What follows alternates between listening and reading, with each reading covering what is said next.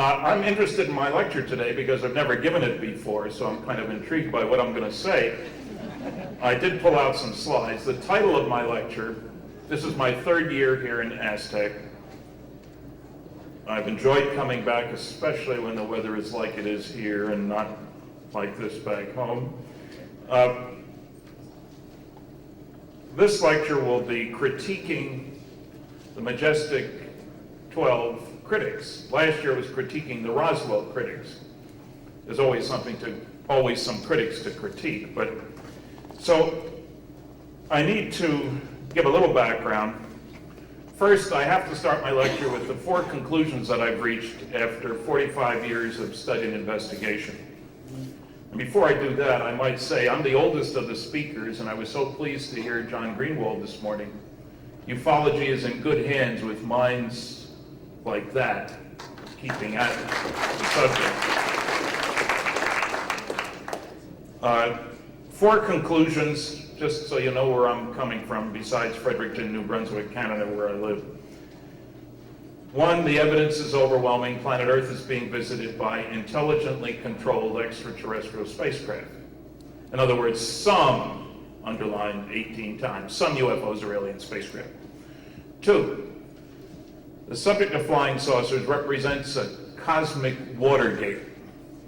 That means that some few people within major governments around the world have known since at least 1947, July, when 2 crashed flying saucers were recovered here in New Mexico with alien bodies, that indeed some UFOs are alien spacecraft. 3, none of the arguments made against the first 2 conclusions by a small group of very noisy negativists stand up under careful scrutiny. Their arguments sound great until you look at the evidence and they collapse of their own weight, which isn't much. And finally, 4, we're dealing with the biggest story of the millennium. Visits to planet Earth by alien spacecraft, successful cover-up of the best data, bodies and wreckage for 56 years. So you can see that I'm not an apologist ufologist. I'm not a closet ufologist. I try to tell it like it is. And this means that sometimes I have to be very critical of the critics. I do have to tell you a little story first. After what John said this morning about government agencies who lie, cheat, misrepresent, that's being nice about what they do, I had just a little example. I sent simultaneous Freedom of Information Act requests to the CIA and the FBI for my files. Now, I had a security clearance for 14 years. I was investigated by the FBI for that, and they updated in 5-year increments. So I knew they had to have a file on me. I get back a response from the FBI, we don't have anything on you. And I'd given them all the information, date of birth, Stanton Friedman, and, to make it easy, what years I had the clearances and stuff. Then I get a response from the CIA. They're the good guys on the block today because they said, all we have on you is a negative name check request from the FBI. And they sent me a copy of this little squib which had a file number on it. So I wrote back to the FBI, could you please recheck your files since it seems that you made a negative name check request to the CIA. Here's the file number. I get back a response that says, we have rechecked our files and we find we do have a file on you, but it is classified.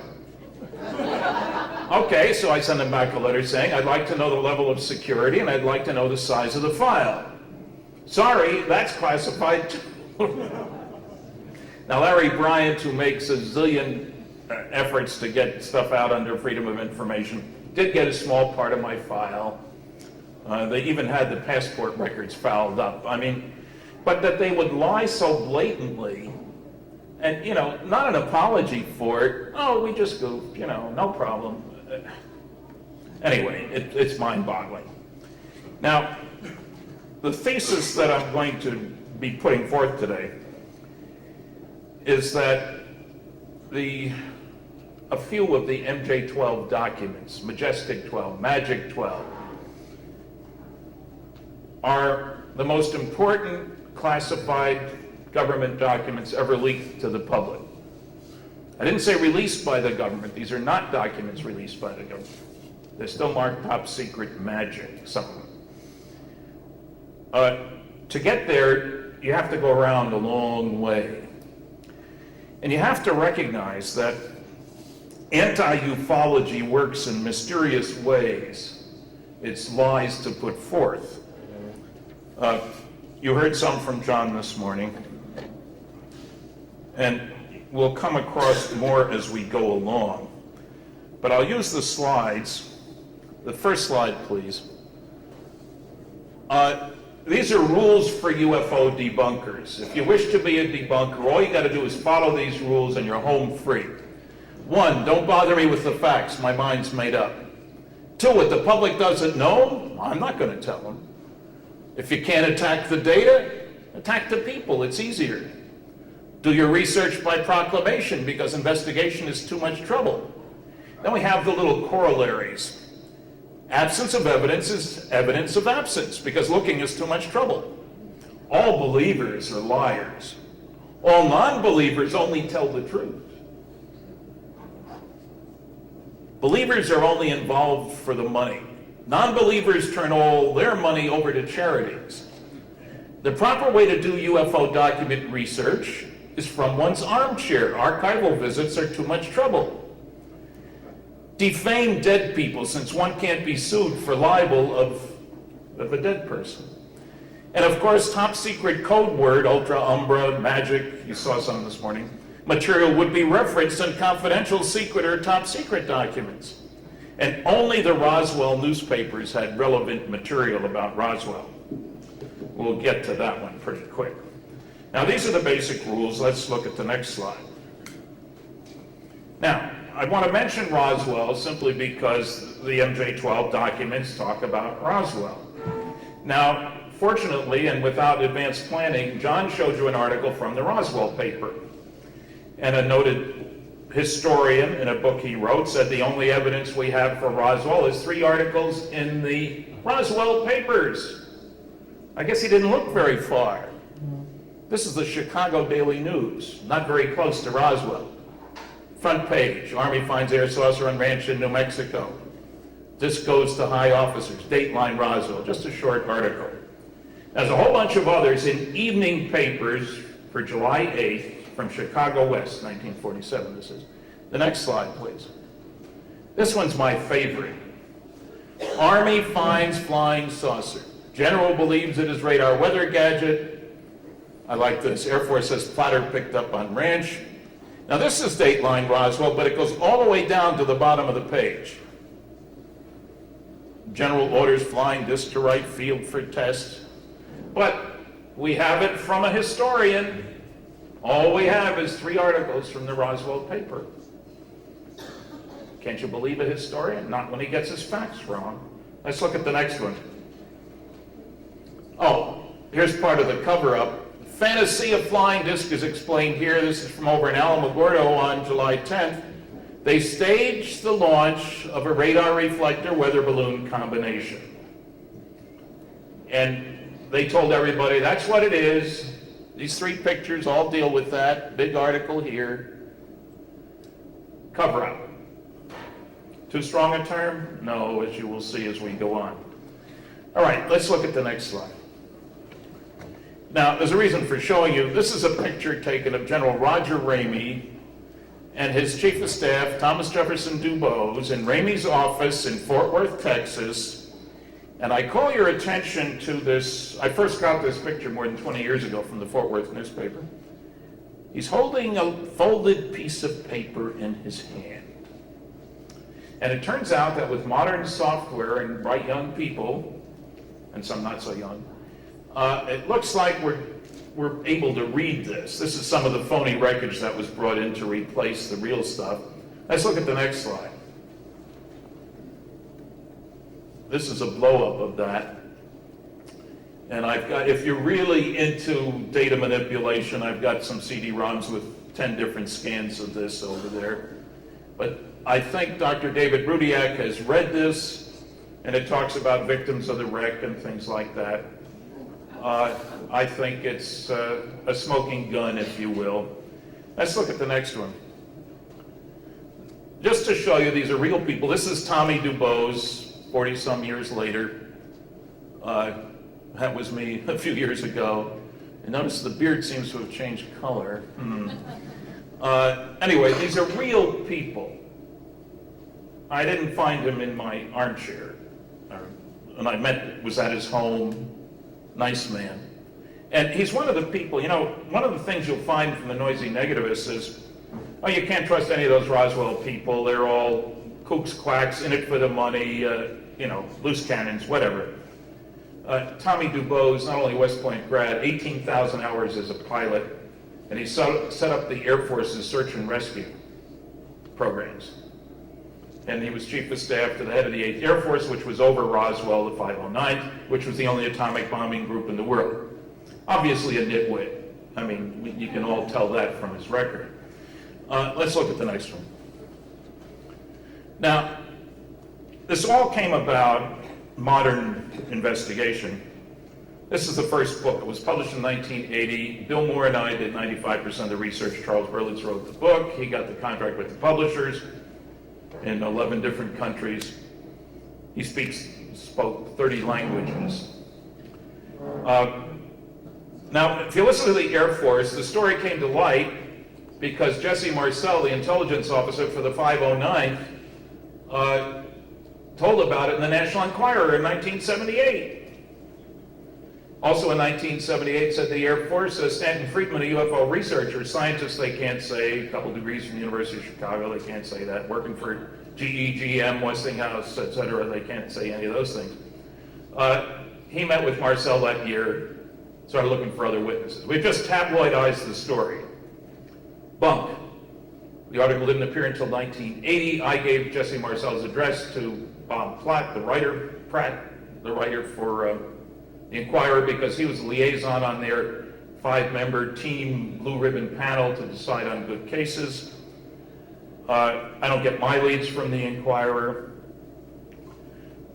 That's consistent with the whole approach to the problem by the Air Force. The guy who wrote the big Air Force report was a specialist in, of all things, disinformation. He figures Richard Weaver, Colonel Richard Weaver.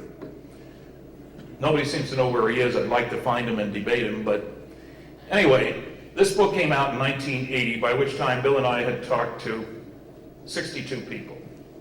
By 1985, it was up to 92 people. And Bill was in contact with various and sundry people, Bill Moore, as he promoted the book. And he was approached by some insiders in Albuquerque, right here in New Mexico, who wanted to help, and we'd have to check everything they told us, but they weren't going public, et cetera, et cetera. So for a few years, Bill and another colleague of ours, Jamie Chandray, would meet with some of these insiders. And some of the stuff they told us probably wasn't true, but some of it probably was true. And if you stand back from this whole thing, if the US government recovered 2 crashed flying saucers and several alien bodies in New Mexico, as I believe they did in July 1947, they're not going to dig a hole in the ground and shove it all in. They're going to set up a control group, an organization to deal with that. I mean, think of the security and technology implications. Alien visitors, are they going to slaughter us? Are they going to help us? Are they going to work with somebody else against us? How do they fly these things? What are they made out of? Where are they from? What can we learn about the history of our own planet or other planets? How do we keep the Russians from finding out what we know? Now, there was a direct analog for the kind of organization you want to set up if you've got wreckage, as we had, and that is the Manhattan Project to develop atomic bombs. Much of that work was done right here in New Mexico, Los Alamos, Sandia. Lots of talent here, some of the best labs in the world. So we expected that a group had been set up, but didn't have a clue. You know, who, where, when, why.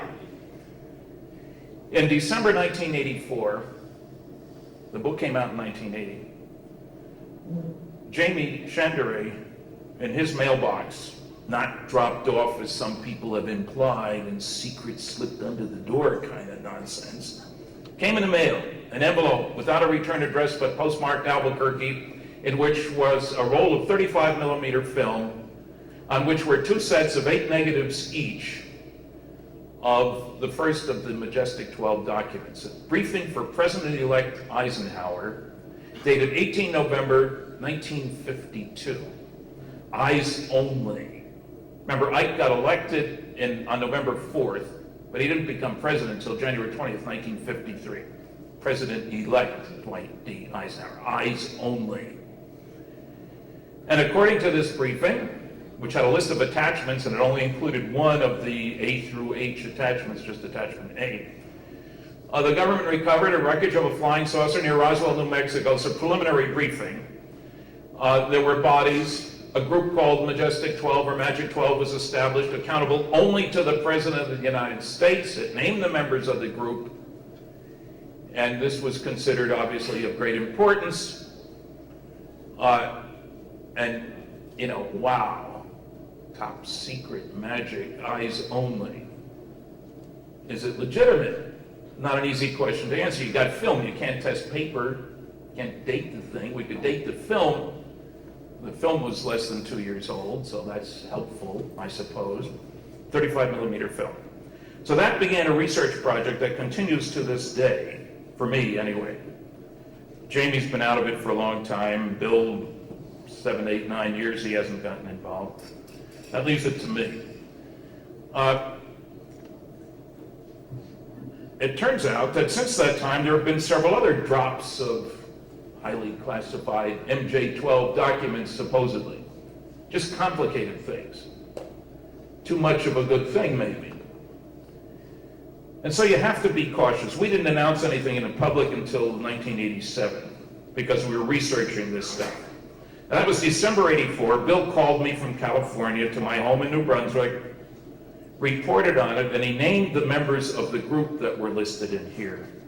And he saved the best for last, a Harvard astronomer called Donald Howard Menzel, who had written 3 anti-UFO books, and whom none of us liked. I had to run with him when I invited him to my lecture at Harvard. He left, can't be a scientist and believe in flying saucers, and I left when he said it, so he wasn't very happy with me. He didn't go to my lecture, so I told the story at the lecture, which I'm sure he heard about. Anyway, that gave us pause. How could Menzel be a part of this group? Obviously, this is a joke. Some wise guy put this thing together and is waiting for us to say, hey, look at what we got, and then say, gotcha, I did it. So we were very cautious. But there was a lot of good stuff in it, too. So we started on a trail. I've now been to 19 different government archives. I love archives, and if I could get somebody to pay me for going there, maybe I'd spend all my life at them. But I've concluded the documents are real, the first batch. Several times in the next few months, Bill and Jamie got strange postcards that seemed to point toward going to Washington, D.C. Reese's Pieces, well, the big archivist in Washington was Ed Reese. There was something about Suitland, that's another archive. And I was in Washington March of '85 at a conference on something else, found out that they were declassifying some Air Force headquarters files. Well, that was exciting. And I kept tabs on it, and by the end of June, they had finished entry 267, Air Force headquarters files from 48 through 55. So Bill and Jamie went off to Washington. They found another document, a memo from Bobby Cutler, Robert Cutler, to General Nathan Twining, one of the members of MJ-12.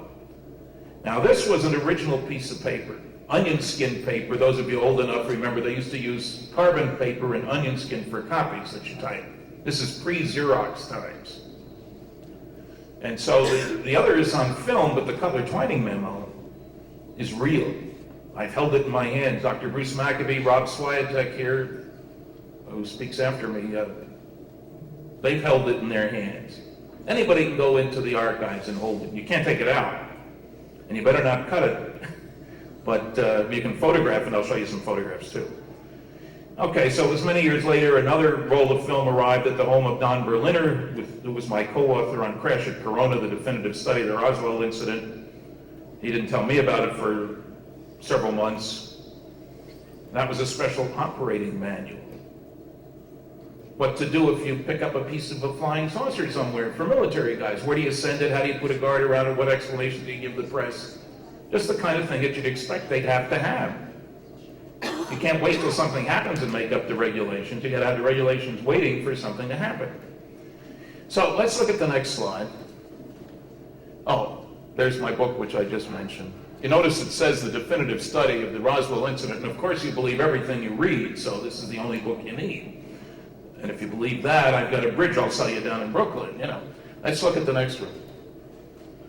Okay, now, part of the focus for today's lecture was the publication of this book, technically December of last year, Case MJ-12, the true story behind the government's UFO conspiracy.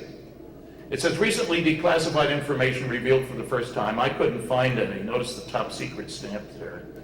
By Dr. Kevin D. Randall, who's written more than 80 books of fiction and several books about Roswell and UFOs in general and so forth. And I was so upset by this book that I wrote a 9,000-word review. A critique is perhaps a better word. It's a bad book, and I'll show you why. I'm not just going to say that. But keep this in mind.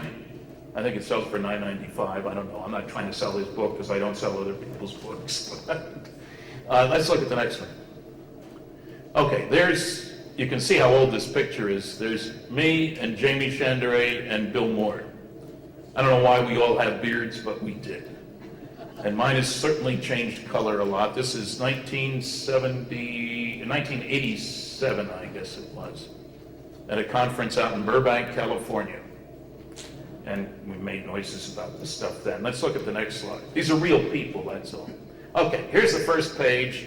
You can barely see the top, but top secret magic, eyes only, briefing document, Operation Majestic 12, prepared for President-elect Dwight D. Eisenhower, eyes only, 18 November, 1952. The comma is important to some people. Warning, this is a top secret, eyes only document containing compartmentalized information essential to the national security of the United States. Eyes only access to the material herein is strictly limited to those possessing Majestic 12 clearance level. Reproduction in any form or the taking of written or mechanically transcribed notes is strictly forbidden. That means if you have the document, you can't show it to anybody else. And it's copy 1 of 1, says someplace up there. Now, right there. Let's look at one of the early objections. The date format is wrong, violates the government style manual, shouldn't have a comma there. Well, if you go to the archives, you find lots of date formats. I had one folder from the Secretary of Defense back in this time frame that had 7 date formats in it. I've found other examples of this from 2 of the members of Majestic 12. Day, month, comma, year. So the fact that it violates the government style manual is totally beside the point. Limited distribution, highly classified documents, who cares what the format is? It depends on who's typing it. So scratch objection number 1. This T52 exempt means exempt from automatic downgrading. And you can't see it again, it's eyes only, eyes only. This is just the cover page. Let's look at the next slide, please. Oh, this is to show you the dates. I picked out some samples. 23 September, comma. 14 December, comma. There are some others here. Just to prove that those exist. This is from one of the briefing officer himself, incidentally, Admiral Roscoe H. Hillenkoetter, whom you've never heard of, but was the first director of Central Intelligence Agency. That was preceded by the Central Intelligence Group, but he was the director of Central Intelligence at the time that the establishment of MJ-12 was done. Let's look at the next slide. Okay, here's the top of page 2. Briefing officer, Admiral Roscoe H. Hillenkoetter, MJ-1. Now, okay, we've just killed it according to another objection from Dr. Randall and some others. It says Admiral. He wasn't an admiral, he was a rear admiral. Military officer, very conscious of rank.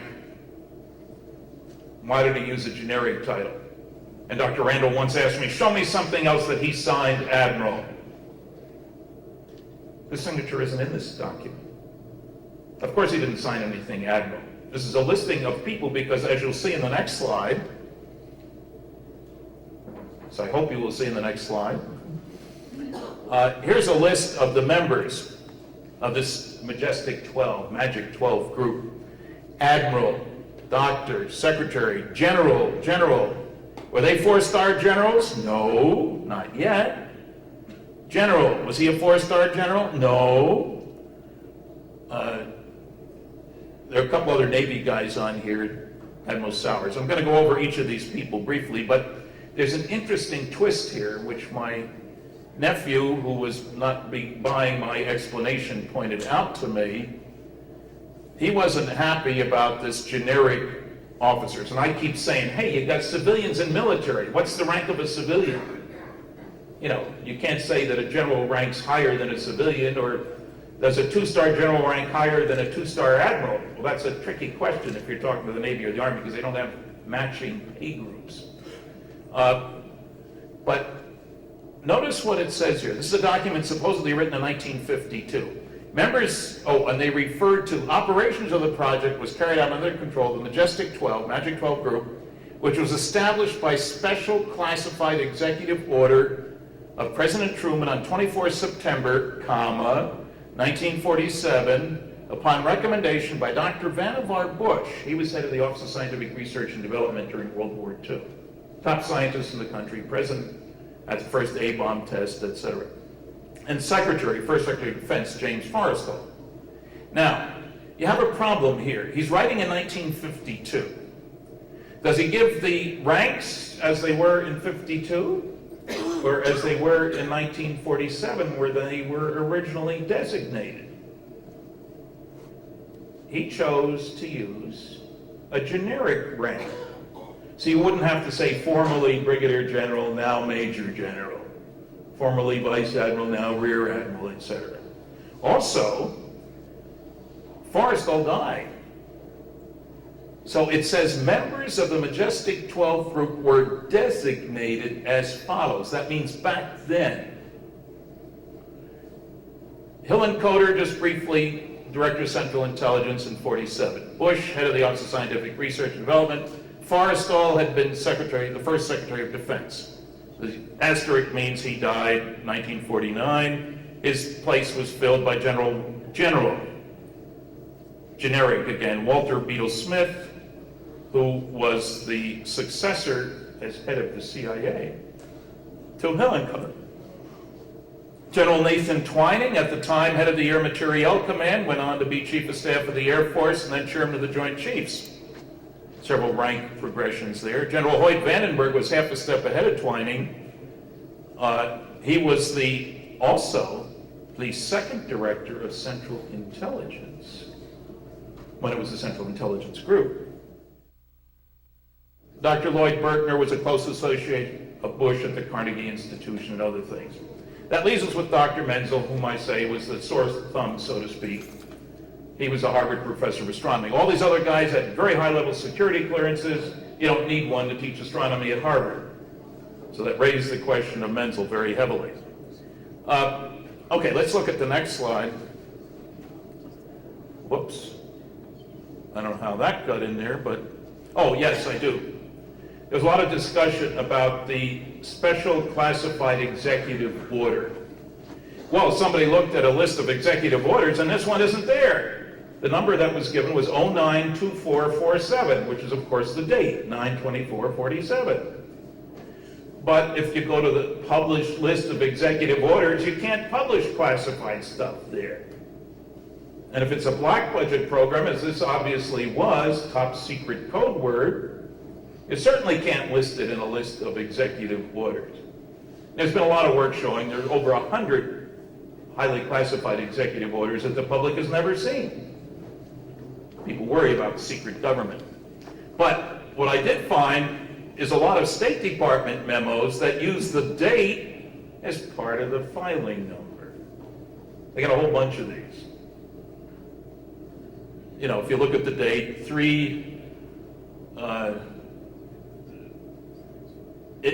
there's a whole bunch of these with, if you look carefully at the date and the designation, it's the date, you know, 3/15/47. It shows up in the listing over there. Let's look at the next slide. Oh yes, another objection, silly objection number 37. From Philip class, who has lots of silly objections. Roscoe Hillencoder only signs his name R.H. Hillencoder. I sent Phil a bunch of letters from Hillencoder. Well, this is from the president's appointment, Admiral Roscoe Hillencoder. You notice it says, here Rear Admiral, here Admiral. He wasn't a full admiral in either case, but you notice the Roscoe. Somebody said he didn't like using his name, Roscoe, class said. So if it says Roscoe, it's a fraud. Nonsense. Simple as that. Next slide. Here's that list again, big letters. It was an all-star cast, no question about it. That still leaves us with Menzel. Let's look at the next slide. Oh, pictures of the people. Can we go back one? Let's just look at the list for a minute. Okay, let me quickly tell you about Menzel. I didn't like him. I had to get permission from 3 different people to see his files at Harvard. All these guys were dead now. The last one, Dr. Hunziker, had died just 2 weeks before the first handling of the box in the Air Force files in which the Cutler-Twining memo was found.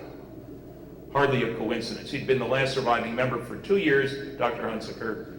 His obituary was in the New York Times on September the 12th, died on September 10th, 1984. The box was first handled 2 weeks later. We got the documents in early December 84, and the Cutler-Twining memo was found in box 189.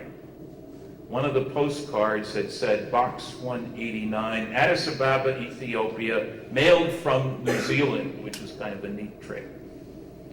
We didn't realize the significance of the 189 until we looked at the box in which it was found. And whoops! Look at that, 189. How did anybody know that? They wouldn't tell me who the people were who handled the box from the National Archives, unfortunately, doing the declassification. But with Menzel, I got permission. I went to Harvard. The Fund for UFO Research gave me a little grant to go there. Discovered he led a double life. Published a paper about it. It's in my book. Turns out Donald H. Menzel, UFO skeptic, had the longest continuous association with the National Security Agency and its Navy predecessor of anybody in the country. He said to Jack Kennedy, president, before he was president actually, when we are properly cleared to each other, I can tell you more, he said. Turns out in his unpublished autobiography that he did classified work for 30 different companies. He had a top secret ultra clearance with the CIA. He considered Van Bush a very close associate. Bush stood up for him more than anybody else at a loyalty hearing, one of those old House Un-American Activities Committee. He couldn't tell them he had a top secret clearance with the Navy. They were trying to take away his Air Force clearance for being disloyal. He led an Eclipse expedition to Siberia in 1936. I mean, how much more disloyal can you get than that? There are a lot of other silly things. He won the battle. I found all kinds of stuff. He was a world-class cryptographer, taught cryptography, code breaking, code making, stuff like that. It really shocked me, because I came there prepared not to like him. I talked to his wife. She didn't know anything about his classified work. I went away from there convinced that, hey, maybe this document might be true, because Menzel passed muster, much to my total surprise. There was an 8-page appreciation of him in Sky and Telescope magazine after he died. Not one word of all these secret activities that I found. Not one word. So, and people say, how could anybody lead a double life? Let me say, Burgess, Philby, and McLean, 3 Russian spies who worked for British intelligence. If that isn't leading a double life for years, I don't know what is. It can be done. Okay, next slide. Here's General Montague. I got this picture from his son, who was also a retired general. He liked my book about all this very much.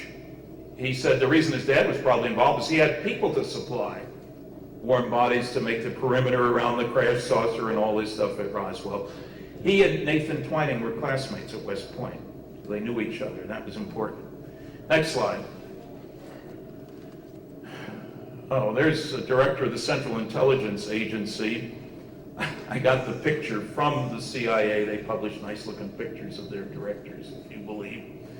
That was Walter Beetle Smith, wasn't it? Let's look at the next picture. There's General Vandenberg. Next picture. General Twining. Next picture. And I'm always confusing. I think that's Beetle Smith. Let's look at the next one. There's Sowers. He's easy to spot. Next one. Gordon Gray. Detlef Bronk. Next one. Jerome Hunsaker from MIT. He was the firstborn and the last to die of these people. He was 98 when he died. There's Lloyd Berkner, scientist. He was one of the younger ones of the group. Next one. There's Dr. Vannevar Bush. He was a very important man in Washington. Next slide. And James Forrestal, Secretary of Defense, who died in '49, whether he pushed or fell from or jumped from the umpteenth floor of the National Health Institutes or Bethesda Hospital, nobody knows. Some of those records are still classified. He, I think, died of war fatigue. How he got so many thousands of ships built during World War II, I don't know. He was an achiever. Next slide. There's Dr. Menzel. And I developed a healthy respect for him after doing this work, despite my early dislike for the man. It may be his greatest accomplishment for his country was being part of MJ-12. Some people don't think there was an MJ-12, remember, but I think there was. Let's look at the next one. Okay, here's another page of the document. And I just want to point out, it says on 07 July 1947, it says that a saucer was recovered near Roswell. Nothing much was learned after Kenneth Arnold's famous sightings on June 24th that year. Saucer was recovered. Rancher found this stuff, and on 07 July 1947, a secret operation was begun to assure recovery of the wreckage of this object for scientific study. It just so happens, and I found this out years later, I got copies, was given access to General Twining's files, as they've slowly been declassifying a bunch of this stuff, and it turned out, I found out, I got his flight log, and then I found his pilot. His daughter gave me his pilot's name and their flight logs, and that's the day that General Twining went to New Mexico. We didn't know that beforehand. One of those little details. How did anybody know that? There are a whole bunch more in this document. I've got a whole paper over there that goes into these things. But, you know, you always look for something that nobody knew on the outside before you got these documents. Because if somebody's going to fake the document, where are they going to get the information? And there are at least three other, that date when Walter Beetle Smith replaced James Forrestal, 01 August 1950. I checked with the White House, with the Truman Library. It was the only date in a several-month period when Smith met with Truman at the west entrance, purpose of meeting not disclosed. Now, how did anybody know that? They just pick it out of the air? As a matter of fact, well, you'll see that Truman, the attachment A we have, a memo from Truman to Forrestal authorizing Majestic 12. And that's dated September 24th, 1947, which is the only date in a several-month period when Truman and Vannevar Bush and Forrestal were together at the White House.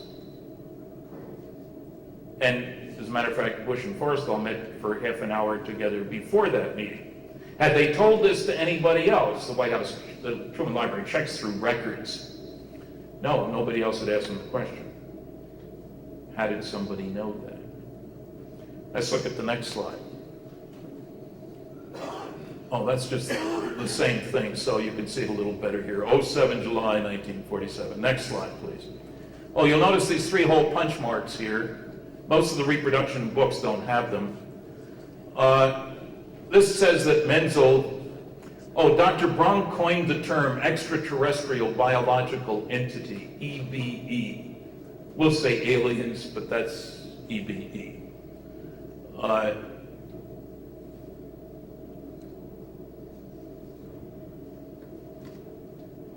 That's all we need from this slide, I guess.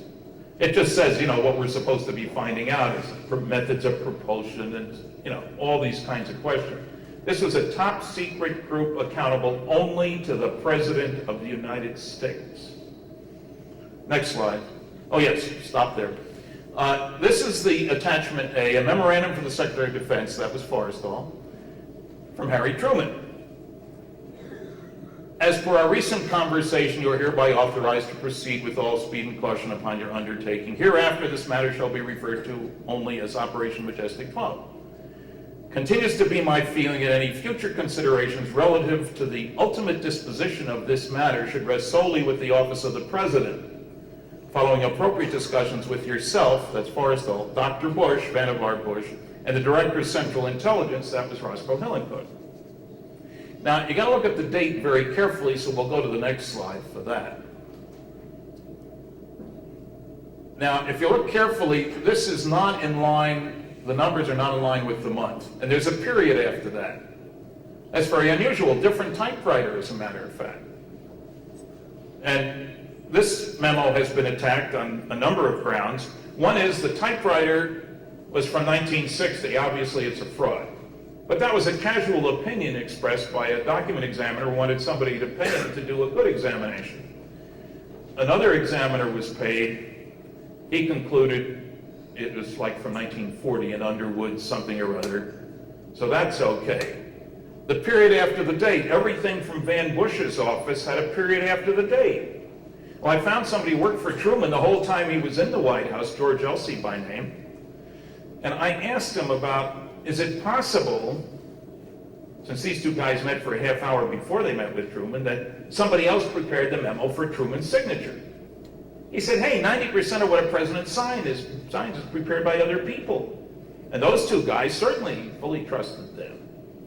How about this business of being in a typewriter twice? He said, well, often on directives and stuff, you're not sure exactly what day it's going to be in effect, so you leave the date, the numerical portion, blank. And you put it, and I've got examples of that from the National Security Council. And Bush's office always had that period after the date. Truman's office generally did not. Now the signature bothers some people. It's too much like Truman's signature, which sounds a little funny. Well, it was lifted from another document. I found other stuff from Truman to Bush in his files at the National Archives, no, the Library of Congress Manuscript Division, and I personally feel that there's a real question here. Let's suppose this is all legitimate. Which memo would Truman have signed? The copy that went to Forrestal. He's the addressee. You don't sign carbons. The stuff you keep in your own files, you don't sign. Well, Walter Beetle Smith worked for Ike during World War II. He was his chief of staff, his right-hand man. So Hillenkoett would have asked Smith, hey, tell me what Ike likes in the way of briefings and all that sort of stuff. He probably would have wanted a signature on it. But where were Forrestal's papers? He died in '49. Van Bush had a letter from Truman a week later. The government, I hate to tell you this, but the government has people who make phony documents. That I'm sure that shocks you no end, but it does happen. They just lifted a signature. So I think this is genuine, but let's look at the next one, which I really like. This is the memo that I mentioned from Robert Cutler to General Twining. It's hard to read, but I want to show you the whole thing. This is that original onion skin. It's carbon. Notice that slant red pencil mark through the strange security marking. You'll see this better in a moment. But this is sitting at the archives. There's an interesting last sentence. This is a memo to General Twining from the Ike's National Security Guide. It's the topic. NSC, National Security Council, MJ-12 Special Studies Project. Government document talking about that. Oh, it's obviously a fraud. Why is it a fraud? Well, nobody used that top secret restricted. That's crazy. Restricted is the lowest rating, top secret is the highest. Who would combine those two? That's ridiculous. Well, when you go through a lot of archives, you find all kinds of unexpected, unusual security markings, punctuation, all kinds of stuff. And to make a long story short, I found confidential restricted, I found secret restricted. I didn't get any access to any briefings for any of these people from the CIA. We don't have any, even though I had a letter saying that they had briefed Eisenhower 4 times in the period between the election and when he took office. But they can't find anything. No record, it says here. It turns out the easy way out is that the General Accounting Office, when they were doing their study for Representative Schiff from New Mexico here, they were looking all over the country at all kinds of document archives for documents about Roswell. And one of their entries in a 400-page book about all the things they did was that we were looking through these files up through top secret on December 7th, 1994, and we didn't find anything about Roswell. However, we did notice several instances of the use of top secret restricted, even though we had been told, Majestic 12 in parentheses, that it was not in use at the time. Now, I called 3 different people from the GAO. I had been talking to them when they were doing their study. I said, can I get copies of those? He said, no, they were still classified. We couldn't copy them. Now, Kevin Randall brings up the same silly argument, has a copy of a document that I wrote a couple years back, a paper, in which I quoted that very same item. Ignores it totally. If the GAO says so, it's good enough for me. That slant red pencil mark. When I was at the Eisenhower Archives, Eisenhower Library in Kansas, I kept seeing original documents or copies with a slant red pencil mark through the security marking. And I asked the archivist, what does that mean? Well, that's what we're supposed to do when we're to declassify a document. You put a slant red pencil mark through the security marking. Now, in a Xerox copy of that, of course, you would know that it was red or that it was pencil for that matter, but when you look at it carefully, it is. Who would know that? That's one of those obscure details, and I've been to lots of archives that didn't know until I asked the question. Insider. Let's look at the next slide. You can see this a little better. Oh, there's Bobby Cutler, but there's more of the document here. Next slide. There's that slant red pencil mark. July 14th, 1954. Your concurrence in the above change of arrangements is assumed. General Twining's pilot told me that that was a frequently used phrase, meaning you don't need to respond unless you don't accept this. So it cuts down the amount of classified communication back and forth. Now, let's look at the next slide. You notice there's no signature here.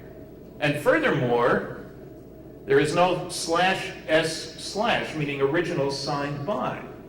Well, it turns out that that's very good because Cutler was out of the country at the time. We didn't find this out until long after we had the document. If it had been signed, in other words, it would have been fraud. But it wasn't signed. And I think the document was written by James Lay, who was Executive Secretary of the National Security Council, sat next to Cutler at their weekly meetings, and who talked to Ike earlier that day, met with Ike at 2:30 that day, and at 4:30 had a phone conversation with him. And I imagine Ike saying, you know, that meeting that we scheduled for during an already scheduled meeting is going to take place before, making these slight changes. Please notify General Twining. And I asked George Elsey, who worked for Truman, is that plausible? He says, of course, those two guys all got copies of all of the other guys' memos and stuff. And of course James Lay would have done that. He wouldn't have signed it, and, Robert Cutler, of course. So it didn't bother somebody who was there at the time at all about this stuff. Now, I think you can see on this, there is a watermark here. Bruce Maccabee and I were there taking pictures. You got to hold it up to the window. And on one of them, you can see the watermark, which gives you the name of the Fox Paper Company. And we went to Fox Paper Dictation onion skin it was, and that was only made between 53 and 73. The government bought loads of it. You couldn't buy it in the stationery store. So everything came out all right on that.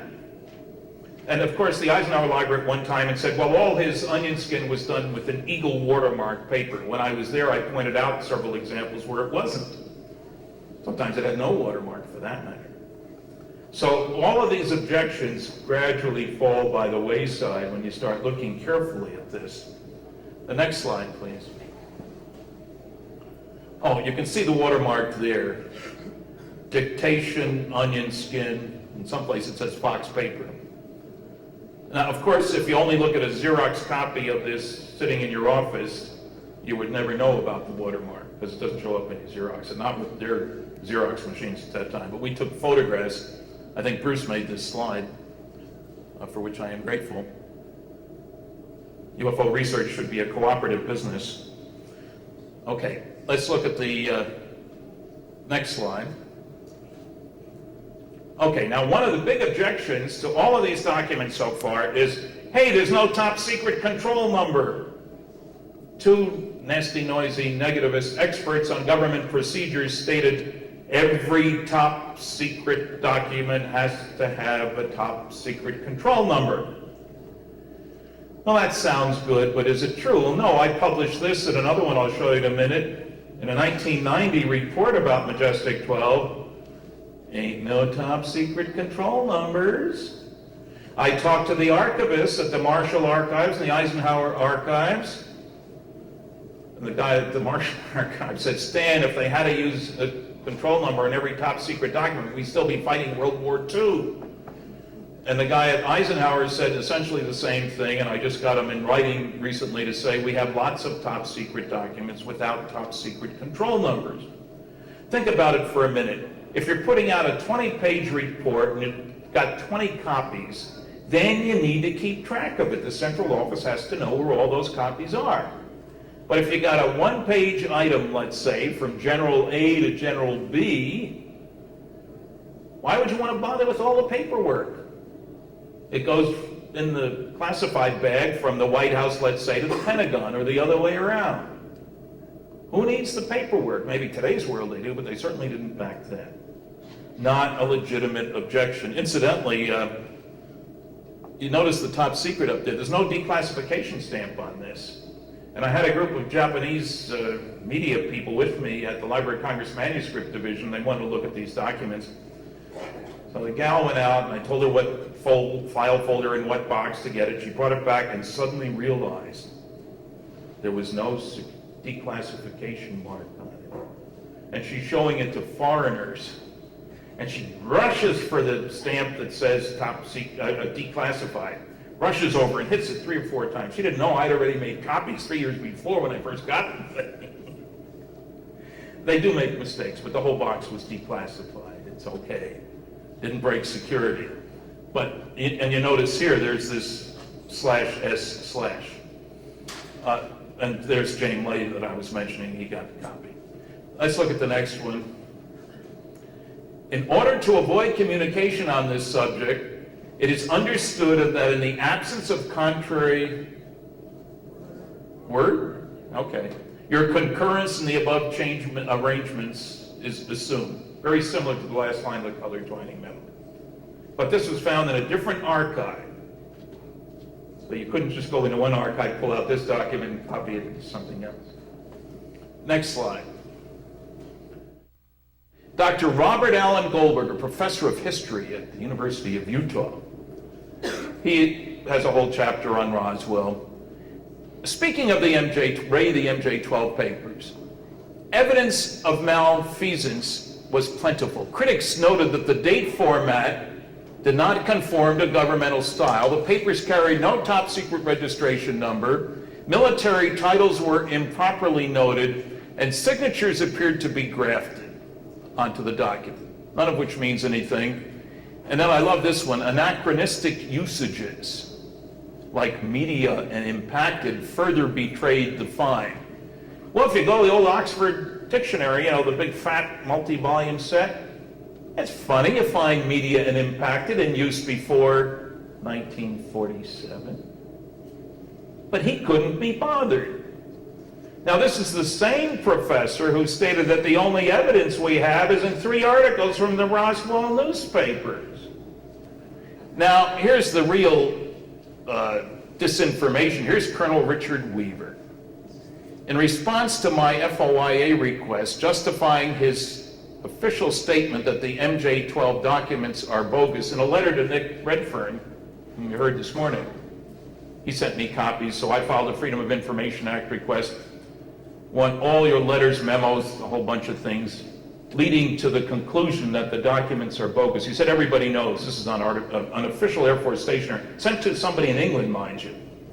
Response I got back, we have nothing in response to your request. I appealed. We still have nothing in response to your request. And if you want to see the bogus documents, if you go to the FBI file, it's the same set of documents, big handwritten bogus. And if you put, download it and look at it compared to the ones that he sent Nick, it's the same thing.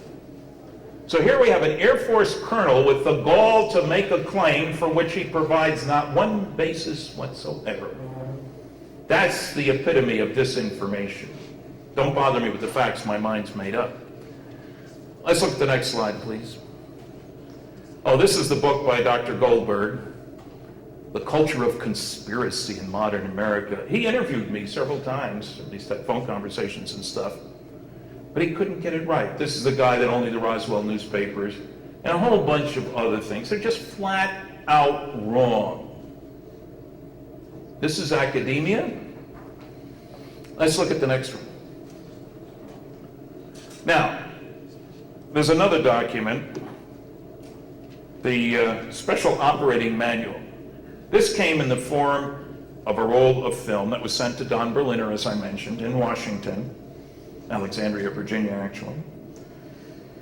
And it's supposedly instructions for military groups what to do if they find a flying saucer. In other words, somebody notifies them that one has come down, the cordon of troops that you put around, how you box the materials. If it's flesh, you put it in this kind of a box. If it's wreckage, you put it in that kind of a box. And where do you send it? Now, the original prints, Don got a roll of film in the mail from Oshkosh, Wisconsin, where he'd been for the Oshkosh Air Show. They have an annual air show. And he thought it must have been a roll of film that he hadn't developed when he was there. And it was from La Crosse, Wisconsin, but he'd been in Oshkosh. So he didn't even do anything with it for a while, and he finally had it developed, and here's this top secret magic document again. In the mid-50s, all these detailed instructions. It's got a lot of detail in sketches and use a screwdriver to do this. I mean, detailed instructions for the grunts out in the field kind of thing. And it named the facilities where you send stuff, and everybody jumped on this. And I wasn't too impressed either, because the prints that I got, they were Xerox copies of crummy prints. And if you look at good, really good prints of the MJ-12 documents, you find that they're very sharp. Whoever did it did a good job of taking the picture. It's against the law to photograph classified documents and to distribute classified documents to people without clearances for them. It is not against the law to have such documents. It is in England, but not in the United States. But the guy who has it, he's the guy who's in trouble.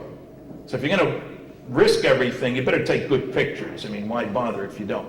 When I finally got a good set of prints, because Dr. Robert M. Wood, with whom I had worked closely, a big shot with McDonnell Douglas for many years, research, he took Don by the hand and they went to a good photographer and they had good prints made, and suddenly, hey, these look great. That's not what they looked like before. And we found a page that Don hadn't had printed. That was the change page, which is standard with these documents, to replace the old one with the new one, certain pages on the documents. So this one, Bob Wood was able to determine that it was done with monotype, the original. There's linotype and monotype, and they don't use monotype hardly anymore. And he found guys at the government printing office who explained all this. And I have a friend who's an expert on printing and photography and stuff, and he immediately recognized that, yeah, this is not computer simulation. People said, well, anybody can make up a typeface today. No, the kerning, spacing between the letters, is different. There's a whole bunch of other anomalies which, when you start really digging, make it seem like this document is legitimate. So I'd give it a better than 60-40 legitimate conclusion. Next slide. Now, unfortunately, there's been a deluge of MJ-12 reports, mostly through a guy named Tim Cooper in California. Pages and pages and pages, just tons of stuff. Now, Tim had been in touch with me, and I try to encourage him, I encourage anybody to do document research. He'd been in touch with a number of other researchers, and after getting a copy of that SOM 101, I asked Don Berliner if I could get Bob Wood involved, and he reluctantly said yes, so I sent him copies of what I had, which were not great copies. And Bob got really hooked. He'd done top secret work when he was in industry. He's retired now. He's an expert on that sort of thing because he handled a lot of the stuff. So I put him in touch with Tim Cooper. And so Tim dumped a whole bunch of documents on him, and unfortunately I'm convinced that none of these are genuine, which sounds fairly strong, and I'm not saying Tim did it, but I show you this because I finally figured out what was going on. And Rob Swiatek remembers we spent hours trying to figure out what one of these documents said. It was badly handled and you could barely read it and stuff, and you try to pick out the words, used, so to speak. And it turns out what the guy, whoever faked these documents, was doing was really quite clever and fairly straightforward. He'd get a real document, say out of a book like this one. General Albert C. Wiedemeyer was a China expert. In the 50s, he wrote this book. He had gone over to China in 1947 for General George Marshall, head of the State Department. And the directive to him, go to China, find out what you can, take these kinds of people with you, stuff like that. He wrote most of it himself, he says in this book. But his name appears on one of these Tim Cooper documents, and I was talking to the archivist at the Marshall Archives. Can you figure out a good reason why Wiedemeyer would have been involved in something like MJ-12, crash saucers, wreckage, all this stuff? That wasn't his field. He couldn't either. He said, well, you could find out a lot about him. He wrote a book. I called the University of New Brunswick Library, all of a mile and a half from my house. They had the book. It had been a bestseller. This is the book. I went and got it, started turning the pages, and there were some of the documents. The originals that had been emulated, as I put it. You retype them with an old typewriter, change a few words so that it's not obvious, what you've done. Then scan or Xerox the handwritten material, put the two together, ipso facto, you got a genuine looking document. You're not faking a signature, you're copying a real one. And I found about 7 or 8 different documents that this was done, and I was able to find the originals. You can see that in the next slide. This is from Wiedemeyer's book, Directive to Lieutenant General Wiedemeyer, approved Harry Truman, July 9th, 1947. This is one of the Tim Cooper documents, Directive to Lieutenant General, they're both Lieutenant Generals, to Lieutenant General Twining. You will proceed to the White Sands Proving Grounds. You will proceed to China without delay, loads of identical wording. Approved Harry Truman, July 9th, 1947. If you have a guy who's good at this, put one over the other, they fit precisely, all 3 handwritten items, in their orientation on the page, as well as each one individually. It's clearly an emulation. And there are mistakes in the emulation. To Wiedemeyer, he said, when you're finished in China, go to Korea. To Twining, he says, when you're finished in New Mexico, go to Sandia. But where is Sandia? In New Mexico. And he has some things that don't make any sense. And I'm not going to read all this. It's in my paper, and it's too hard to see from where you are, I know. But this is a typical example of an emulation. Same words, almost exactly. Now, the other thing, of course, is that Twining went to New Mexico on July 7th, which I can prove from both his pilot's log and the pilot's log. No question about that. And this is July 9th. You mean you go on the trip first and then the president approves it? And, it doesn't make a lot of sense. Let's look at the next one. Here's another one. This is from, it's from General Marshall to his secretary, executive secretary, C.H. Hummelstein. Marshall had a staff of secretaries. He did a lot of dictation, and he had 3 or 4 gals typing things for him. And this is from Marshall, written because he was at the United Nations, on the secret line, the secret telephone, to Hummelstein. That's Hummelstein's real signature, and this is in the book. And he's really saying that Wiedemeyer had come back. It doesn't make sense to have his work be made public. He's gone over and talked to all these Chinese officers, what should we do about China? That's not the kind of thing you want to tell the world about. And so I located Hummelstein. I had no idea who he was, but I found out who he was. And I talked to his wife, and I sent her a copy of this, of the one that was like this, the emulation. Because you see, this is the memo to the president from Twining, supposedly, or from Marshall about Twining. And the words are identical, let's say. And I worried about this. It mentioned some kind of a document that controls top secret information, and that was legitimate for that time frame. It had been replaced by other variants, so somebody knew something. And the signature I sent to Mrs. Hummelstein, yeah, that's his signature, all right. And then when I found this, and you put this on top of this, they match exactly. I agree, HST, and C.H. Hummelstein. Notice this strange long line there. Another emulation. I was getting onto this, you see. So I even found some that didn't have the handwritten material, but that I could figure out were should have been something else from what they seemed to be. And I found the book with that document in it. So I found a whole bunch of these. It was an exciting puzzle. Let's look at the next one.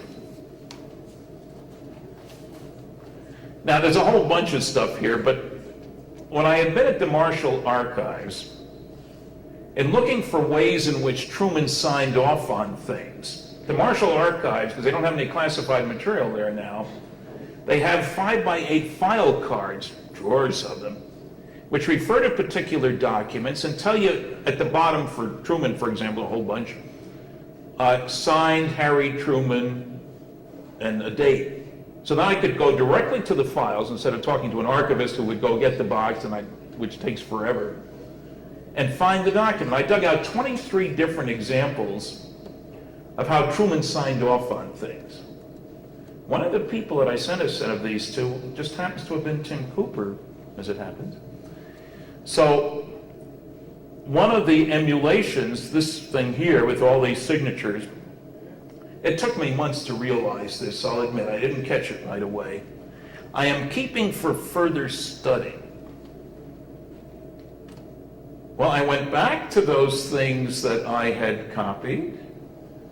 I am keeping for further study. And if you can put this right on top of this. And then here's a signature, approved Harry Truman. I got lots of those, but this one and this one match exactly. Notice where the H comes up with the approved and where the cross on the big fancy T and all that stuff. Now, this figures here in another way. That makes this document a fraud, the one on the left, because it uses stuff that was on other documents. But Kevin Randall's got confused and said that original directive to Twining was a copy of one to Wiedemeyer, and the proof of it was, I am keeping for further study, which is not on that document at all. It's on another one entirely. But, you know, this is painstaking work, but boy, when you find something, it feels so good. Let's look at the next one. This was written before that last batch of stuff. There are autographed copies over there. They're at a discount, hardcover only. And don't ask me who designed the cover. It wasn't me, and I didn't approve, but you stuck with it. Dealing with publishers is not fun and games. I think John was right to publish his own book. Next slide, please. Well, there's a CD-ROM that has a lot of this stuff on it. Everything you always want to know about flying saucers on one stupid little disc. It's amazing how much you can put on a little disc. I'm going to be replaced by a machine. You can ask me 50 questions on here in any order you want, and you get my answers, which is kind of mind-boggling to me. Next slide. Now, we can't leave out the Air Force getting in the picture. John mentioned this.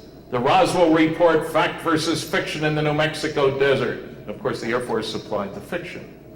Even the picture on the front. This is the kind of hat that the rancher who found the wreckage wore. He never claimed he saw anything come down from the sky. This is by Colonel Weaver. You can see how thick it is. He lies about me in here. He lies about other people. He has the gall to take quotations and lift something out of the middle that changes the meaning.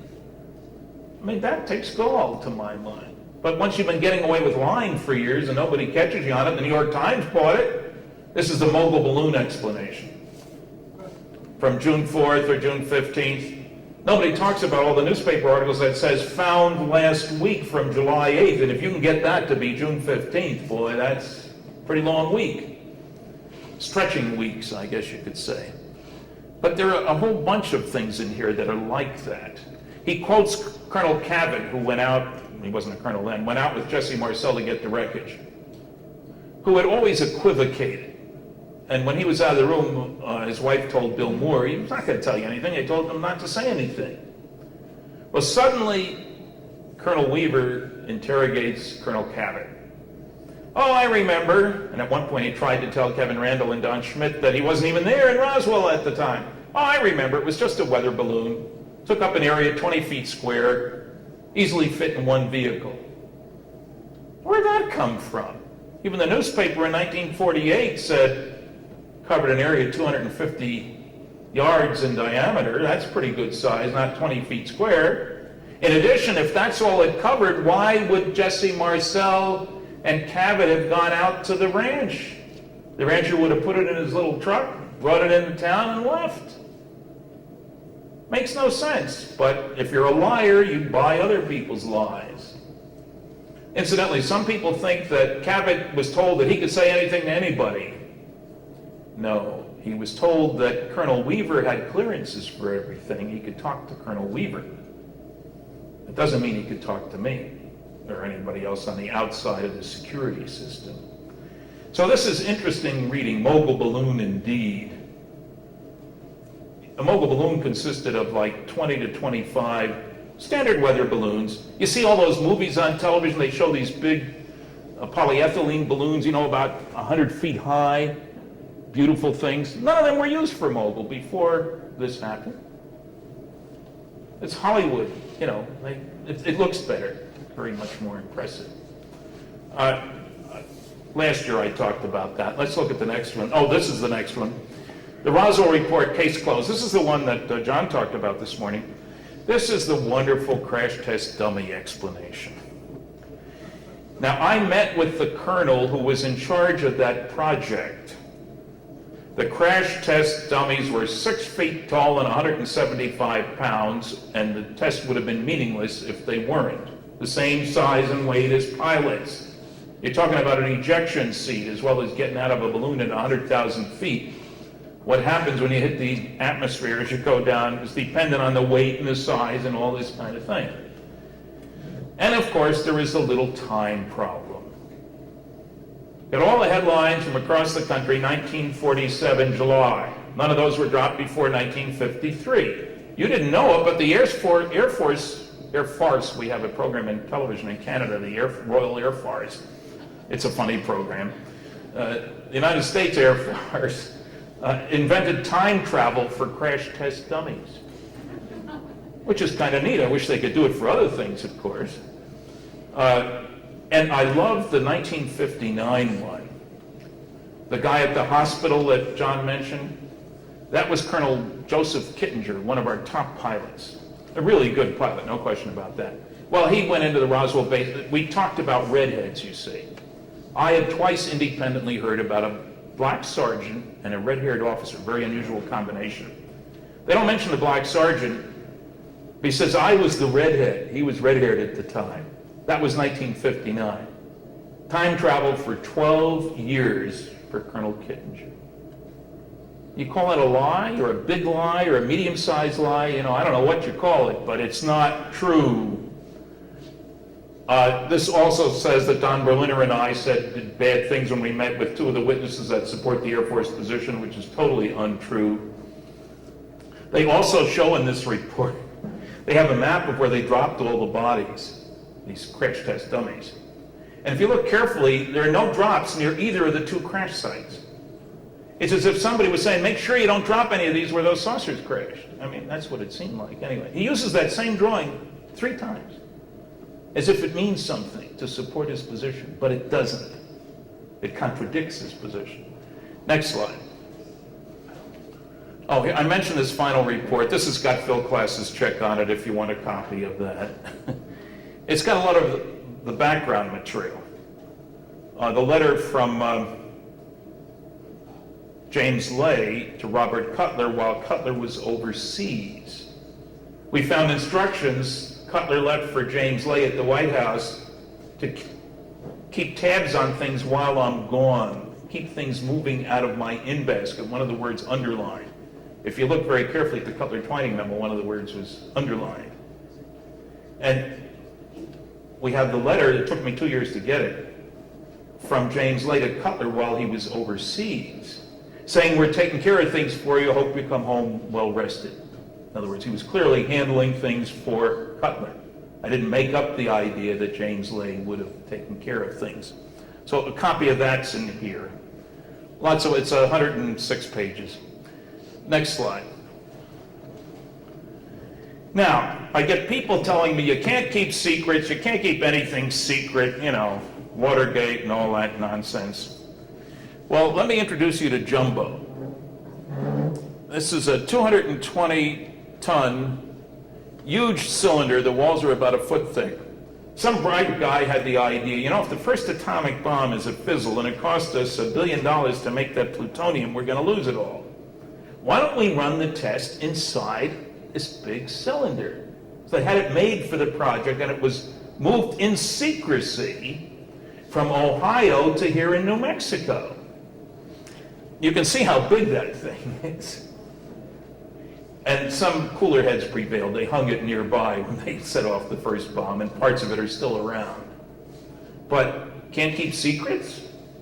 The director in Central Intelligence admitted in 1996 that his black budget for that year was $26.6 billion. Now that's just a bit more than 12 professors and 36 grad students.